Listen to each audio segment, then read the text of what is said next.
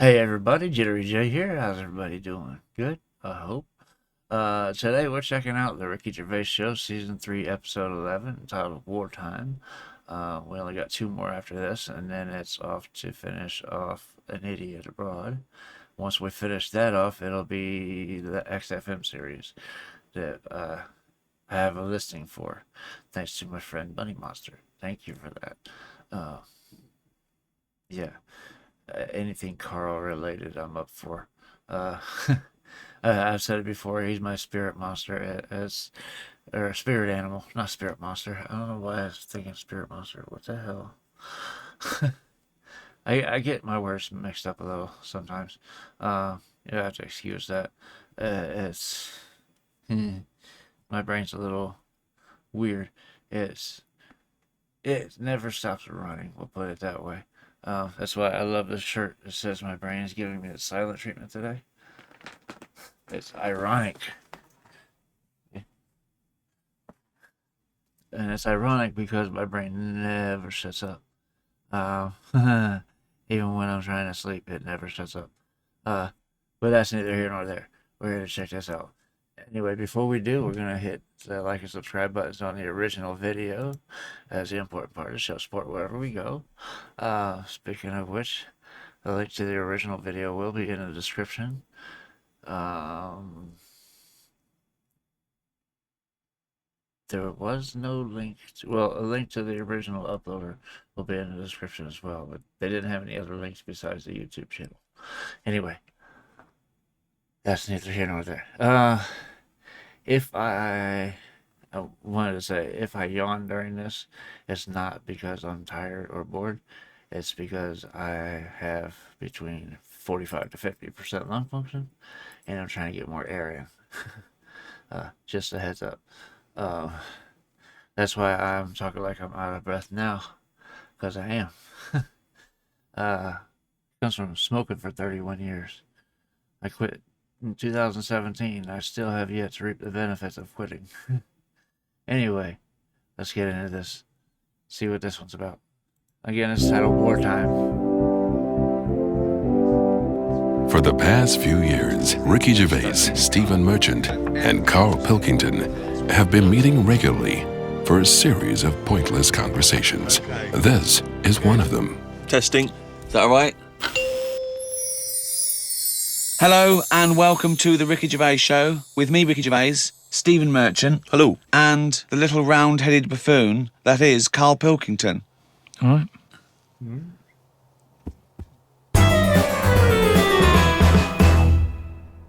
Well, Karl, you are officially a published author, and a copy will go in the British Library. Well, they have to take every rubbish. I think it'll go in the British Library lavatory. From what I understand, it'll be in there with like a collection of like novelty postcards and maybe a Viz compendium. But, you know. Yeah, so they take everything. Just think of that. But why do they do this? Why do they think they've got to keep everything? Because we're living in a world now where everything is sort of binnable, and you know we use stuff for what it is. Well, I think you could say that. That's fine. That's fine. There was a sort of poetry to it, but I think he stumbled across that. I don't think it was intentional. Yeah, I mean, I still haven't got over him saying foodage. Do you know what I mean, though? That the world's changed, so why is that rule still hanging around when... Well, it's not a rule. I mean, it's not a rule that, you know, the country's going to, you know, live and die by. It's just that it is seen as a repository for knowledge, for information. Right. And I don't believe any old Joe can wander in there and get one of these books. I think you have to either be a scholar. I think maybe it's open for a brief window for students, but you know, you can just wander in there and see your own book, Carl. You know, there are some books that they have to turn the page for you in gloves, so the amino acids. I hate that. With yours, it won't matter. They just go, it's over there, or they throw it to you. No, it's just. Or they slide it along the floor. Well, they say, "Oh, I can't give it to you, Carl, because it's propping up this desk." Yeah, they kick it to you and say, "Put it in the bog when you're finished with it." It's just that thing of being timed, though. You're just ate up. You're roasting the shit out of him. Yeah, they kick it to you and say, "Put it in the bog when you're finished with it." It's just that thing of being timed, though. I hate it when people go, "Oh, have you read this?" And then I can't read it properly because I'm thinking they're thinking I'm taking ages here. Do you know what I mean? So I have to scan read it, and they go, "Oh, it's good that," and they go, "What do you think?" And I go, "Oh, about what?"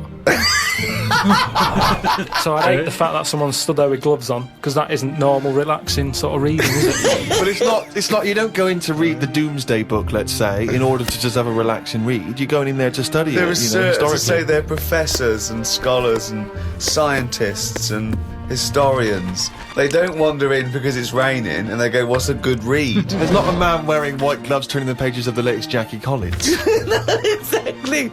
Do you have heat? Watching your lips move as you read to see if you can turn the next page. I suppose I shouldn't really feel guilty, because at the end of the day, right, I mean, people always rave about Shakespeare, saying, oh, yeah, his work was good. But Brilliant. at the same He'll time... probably put that on the book when he brings another one out. He'll put your review on it. Oh, that was good. Karl Pilkington. But at the same time, you know, like, some people will have a go. I'm ready for people having a go, like that Wendy did about me little films I made. You know, It's her opinion. So you didn't actually slammed Carl. No, well, you know, each to their own and that. And, you know, if everyone liked the same thing, I don't know what we'd do, right? Sure. You don't know anything. So Carl's just got deep right there. Like you said, if everyone liked the same thing, and I'm not sure what we would do. There has to be variety, you know. There has to be. That's what free will is all about. It's freedom of choice. The freedom to live or die as you wish. To be honest, that's the way I look at it. I don't know what we'd do, right? Sure. You don't know anything. So all I'm saying is everybody raves about Shakespeare. When, if you properly looked at what he did, he invented a lot of swearing words, right? Effing and jeffing and that. Now, That was one of his. Well, it's Effing and Jeffing and Effing and Jeffing Part 2. But all I'm saying is, for some reason, when things are brought out years ago, people say they're good even though they're not, is what I mean. When I was watching that documentary about the real Indiana Jones, Brilliant. they dug out some rocks with drawings on, and they were like, oh, don't damage them, don't mark the paint, and it's like, it's rubbish. It was like a stick fella with a yak. Now, if that was found now, or if a kid showed me that, I'd go, hey, it's not that good.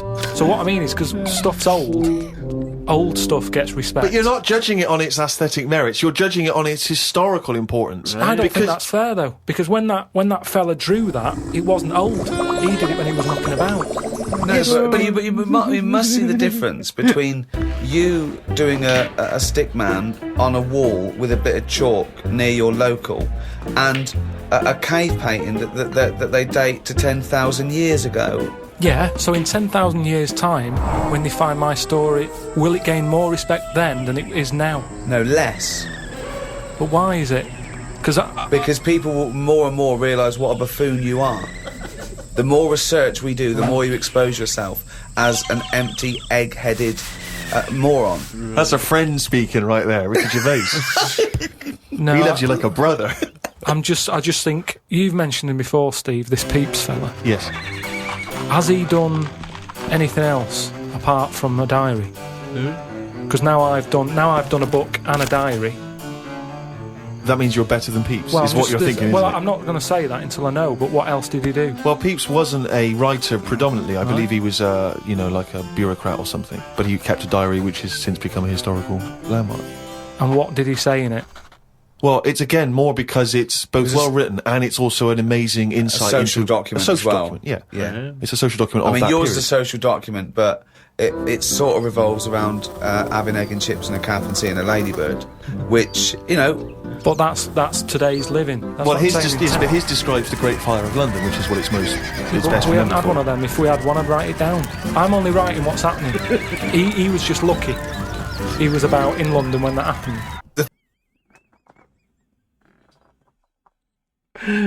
He was lucky he was in London when it was burning down. Okay, that makes sense. Because he had something to write about, right? Gotta love Carl. That one-track mind. If it ain't happening, I ain't writing it down. What's happening? He was just lucky. He was about in London when that happened. The thing is, if they read your diary, they'd think, well, nothing happened that year. Nothing important in the world happened that year. Because your diary doesn't just mention. I mean, okay, yes, it does. It fails to mention any disasters in London because we haven't had any. It doesn't mention any world events.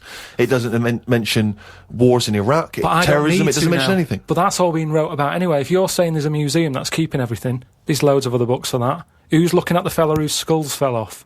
What? What? We see. It's interesting, isn't it? A fella's skull has fell off. What do you mean? His skull has fell off? It's something to do with circulation. But what do you mean his skull fell Well, off? it's in the diary. But how can a skull fall off? Because it's surrounded by tissue and it's got a brain. How can just his skull? How can it detach itself from all the stuff surrounding He it? mislaid all his dreams. But all I'm saying is.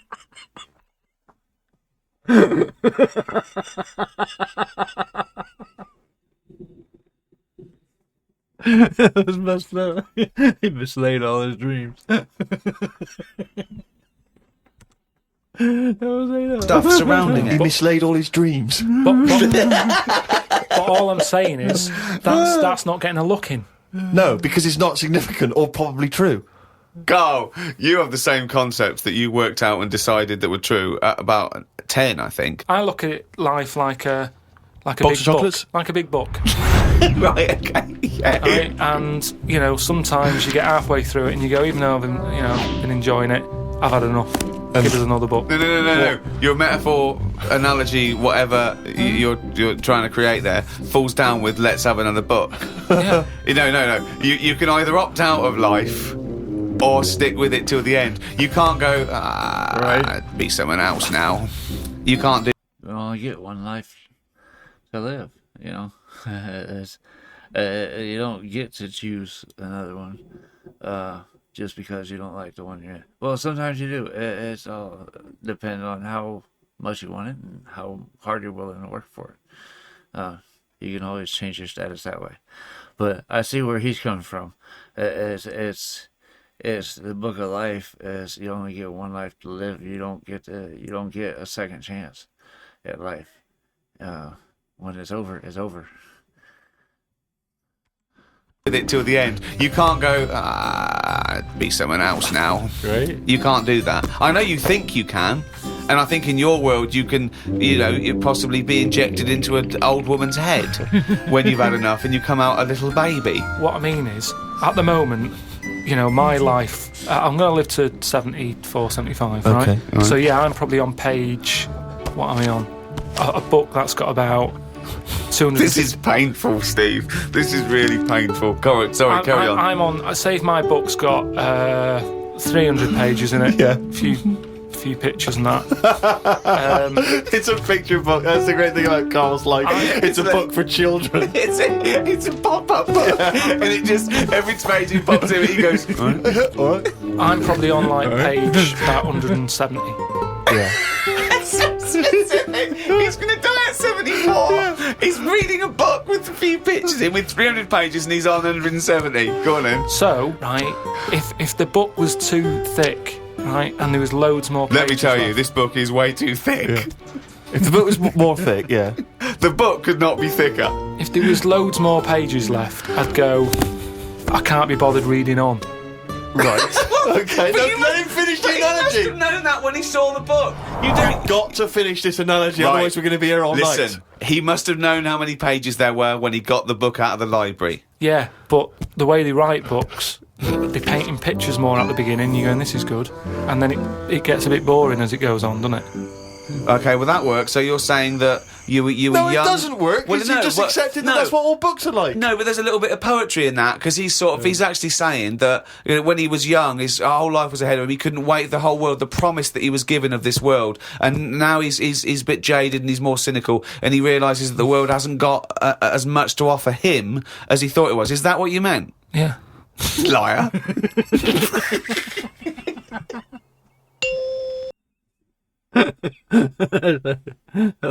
First Carl seemed annoyed. And he goes, is that what you meant? He goes, yeah, fire. That's up. Liar. Oh, God. Actually, Carl, you like sayings, don't you? Got a list here of some of the sayings and phrases that Shakespeare made up, really. In a pickle was his. Yeah. And we know what in a pickle Yeah, we means. know what it means. It's a saying I'd never use. Because when you're in a pickle, it's not something that you would say. No, if you're captured and you're being tortured for information, you wouldn't, and you get access to a phone, you wouldn't go, MI5, I'm in a pickle. You'd be screaming, going, "You're taking my teeth now." While you've been talking about that, I just was looking on the computer at the Pun of the Day website. There's a couple that you might like. There was a sign on the lawn at a drug rehab centre that said, "Keep off the grass." Okay, now if the pun is the lowest form of wit, and let's face it, sarcasm isn't, sarcasm is up there compared to the pun, then the drug pun, I think, is one of the lowest of the low. Oh, people who congratulate themselves on getting drug references. Keep off the grass, will you? Grass, get it? Grass. They're smoking the grass. Yeah. I think pun should be short for punch him in the mouth. Idioms are better. Go on then, what's an idiom? Is that a new word you made up? No, As in Carl Pilkington's a complete idiom. I found out what it was because I thought, I like them, what are they? Right. And it's like little sayings. Yeah, that's right. That sum stuff up. Go on, give us an example of your favourite. Oh, can I just say one? Talking about sayings, Carl was getting fed up with something. He was fed up with not getting replies from something. He's having a hard time. And I went, "Oh, the worm has turned." He went, "What?" I went, "The worm has turned. You've." Stupid saying, isn't it? No, okay. Tell him why you think that's a stupid saying. Because how do you know when a worm's turned? Of all the creatures that you could flip over and know it's turned, why pick a worm? Right. It's the worst thing they could have picked to express something turning. But you're taking turning literally. It means changing, doesn't it? Changing your attitude. A new broom, turning over a new leaf. Yeah, but things then are going to use be something that different now, and changes. I'm sick of it. Chameleon. No, but Chameleon is a brilliant thing to use for something to change. Chuck that in the sentence. There's nothing that you can link a worm to human life to. You're talking about something it's blind, isn't it? It's blind, it's deaf. Gay. It's got no features. Why is he having such a go at a worm? Just because it's a weird thing to use. Something that its arse it does more than its head. That could be said of you, Carl, to be fair. Oh, chimpanzee's that? He's gone and written it down again. Just reading excerpts of Carl's diary. Went home and looked up Freud on the internet. Didn't find him that interesting, so looked at some other philosophers instead. Socrates, Aristotle. Lao Tzu from years ago came up with some good stuff. 1. He who knows does not speak. He who speaks does not know. Not entirely true. To lead people, walk behind them. Yeah. And of course, the journey of 1,000 miles begins with one step. Yeah, good that. Maybe this is why people are at the start line spectating at the Commonwealth Games. Well, no, it's just that I've never understood why in Olympics and stuff like that, if you're going to watch, don't stand around the start line. Go to the end where you see the winner. But because of that saying, it actually makes sense. It's like, well, every step starts with a step or whatever. Say again. Every race, you've got to start with a step. Yeah. If you want to stay at the start line, do. What does that mean? I'm just saying, if you're into, I wouldn't watch a race, right? Okay. But all I'm saying is, right, if I was to watch a race, yeah, I wouldn't hang about the start line because. Well, you just said you would. What did I? Yeah, you said that's the place to start because every race starts with a step. No, but I wouldn't normally when I was on holiday. Yeah. Suzanne said there's a race going on down the road. Yeah. I'd go, well, let's go, keep going down the road and stand at the finish line. Okay, but now what have you thought? According to Lazoo, I'd say, well, hang on a minute, every race starts with a single step. Yeah. How many people around the start line? Is there more room there? She goes, yeah. I'll go, let's go there then, it's less busy. Right, and what would you see there then? I'd see people starting the race, but I wouldn't be that impressed with them because I'd go, well, I don't know if any of these are any good. So would you start at the start or the end then? If it was down to me, I'd just probably stay at the finish line. Okay, so you wouldn't want to see the first step then? So what do you think of Lazoo now then? I preferred the leading people from behind. Okay, and what would you do to lead someone now then? Well, if you're behind, you don't have to take responsibility, do you? You can go, well, I didn't say anyway, you went there. That's not really leading them, though, is it? Yeah, because I've made them think. I've gone, they go, oh, I've just walked into a big hole. I'd go, oh, should have been looking where you're going. I haven't led them in that hole, but they've learnt a lesson, they won't go in a hole again. That was one of the greatest conversations I've ever been a part of. I mean, that was incredible. Never mind Aristotle and Socrates. That was incredible, That was incredible, Carl. One of the key catchphrases, if you like, from the war, Carl, was, of course, keep the home fires burning.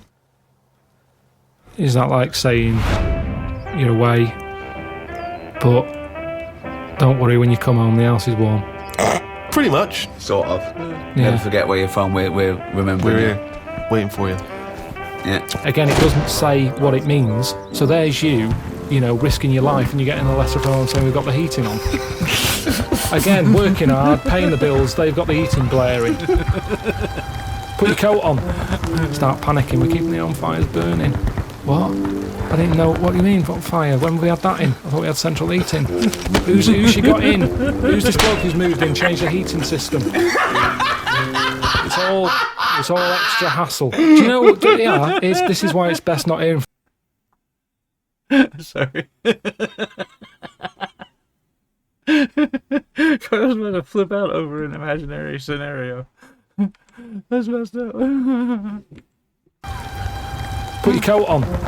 Start panicking, we're keeping the home fires burning. What?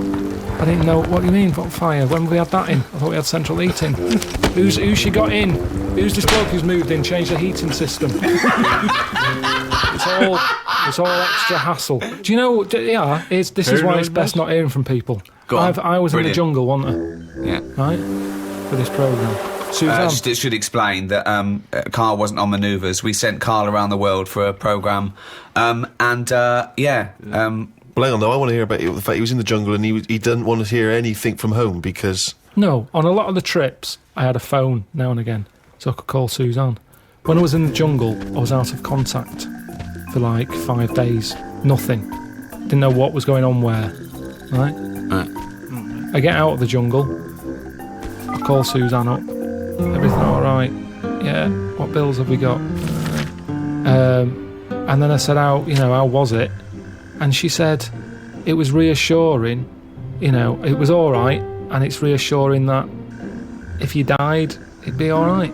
What? That was from Suzanne. What do you mean? Because she it was like I was dead for 5 days. She said things weren't that bad. I still got stuff sorted out. It's reassuring. She said what? She said... You called her up after 5 days of being in the jungle, eating grubs and having things tried to climb up your knob. Yeah, surviving. Right. There's me, the first phone call I get, I put the phone on. I'm going to call Suzanne, let her know I'm all right. Sorry, you could get the phone calls in the jungle, but you didn't want it. What do you mean you turned the phone? I thought you meant you were... No, it was off because there's no signal. You mean you got out of the jungle? You got I got out of the jungle, right. put the phone on, Yeah. thinking, right, I'll call Suzanne, let her know I'm all right. I've been to Ellen back here. Call her up, everything all right. What's it been like? I said, that's the longest we've ever gone, isn't it? I don't think I've ever gone 24 hours without talking to her for 17 years. Yeah. Suddenly, there's a week when I'm not talking to her. Yeah. She goes, yeah, it started off weird, but it's reassuring that if you were dead, I can handle it. Because she said, I sorted everything out still. I could handle it if you weren't here. What offended you most? Just the like fact that you did that you want her to be dependent on you, or the fact that you realise you make no difference at all in her life. Well, it's a bit annoying, isn't it? They forget, don't they? The bills weren't as piling up as much as they normally do. That's the only thing they ever get through the door. When there's a postal strike, carry on. I'm not interested. You're only bringing bills to the door anyway. Carry on striking. There wasn't that much post. There wasn't that many bills to sort out. There wasn't problems with the boiler. She's forgetting all this. So I'd like to go back in the jungle, just as the boiler's the flame starts to flicker, and about to go out. Let's see you then. That's what I'd say to any soldiers listening to this before you leave home. Yeah. Just leave everything. Break a few things. Don't pay the bills, and then go. and they'll miss you more. That's messed up. Yeah. Well, that's great advice to people overseas. Let me just reiterate that. Next time, when you come home, have a great time with your wife and kids. See your mum and dad and your family. But then, when you've just got to go back into active service, just smash the place into shit everywhere. Thanks.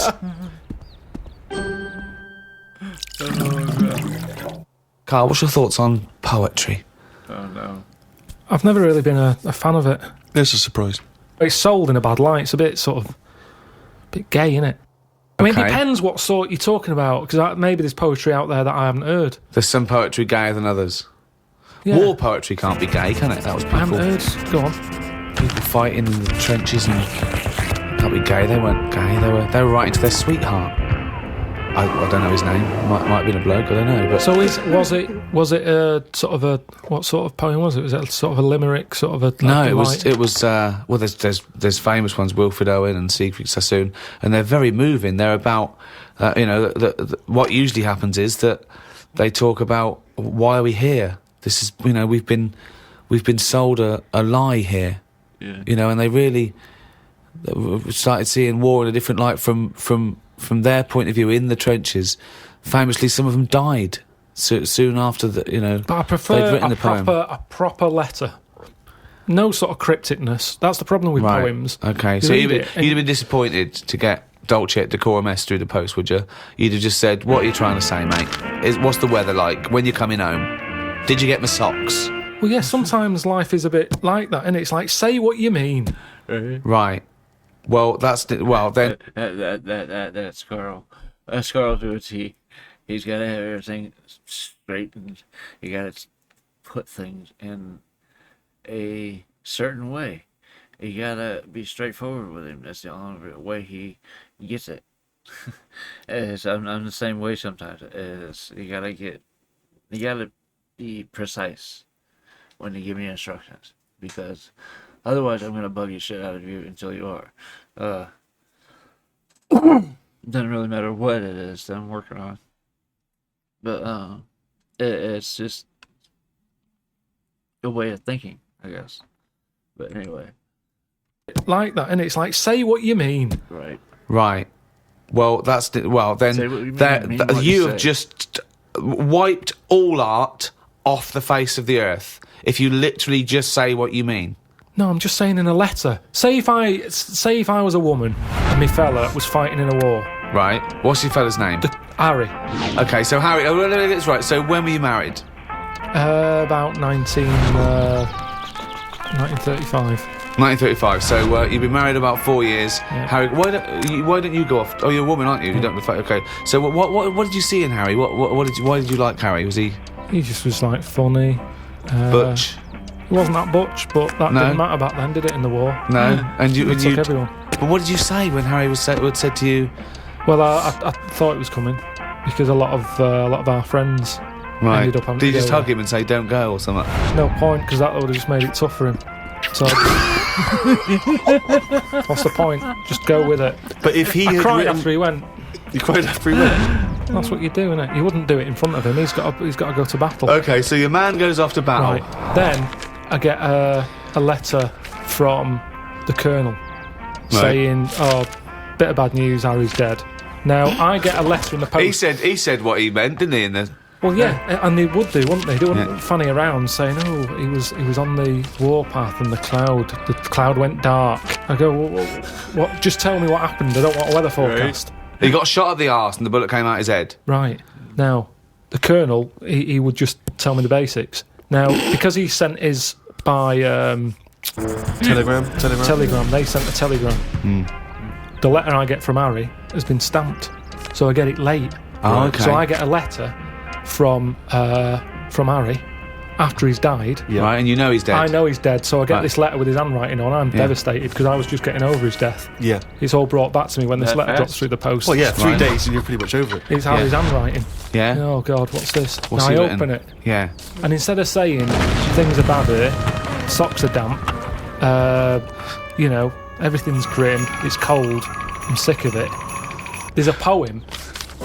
It wouldn't feel like it was from Harry.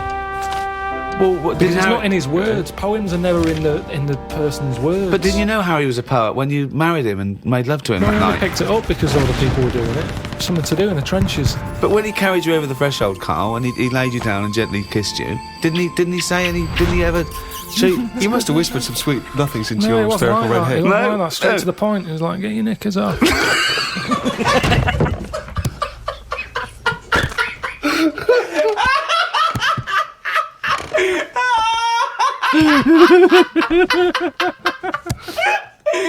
That's one of the weirdest fucking scenarios I've ever heard. Why was the telegram coming before the letter? So specific. It wasn't like Harry. The fuck's Harry?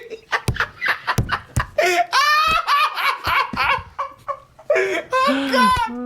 Oh dear Lord. Oh my God.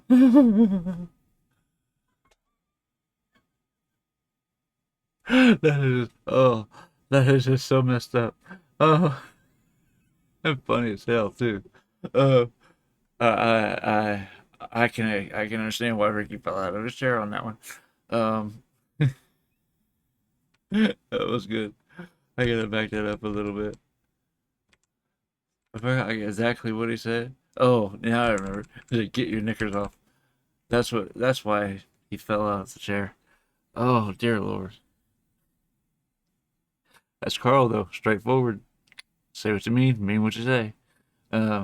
Anyway, that is just about going to do it for that video. Yeah, this was I think this was one of my favorites. I wouldn't say my favorite. My favorite so far may have been the one last week. I think so. Anyway, I would love to hear your thoughts on this in the comments. Let me know what to look for next, and I will get there as soon as I can. That is just about going to do it for this video. I hope you guys enjoyed watching this with me, and I hope to see you on the next one. I love you guys. Peace.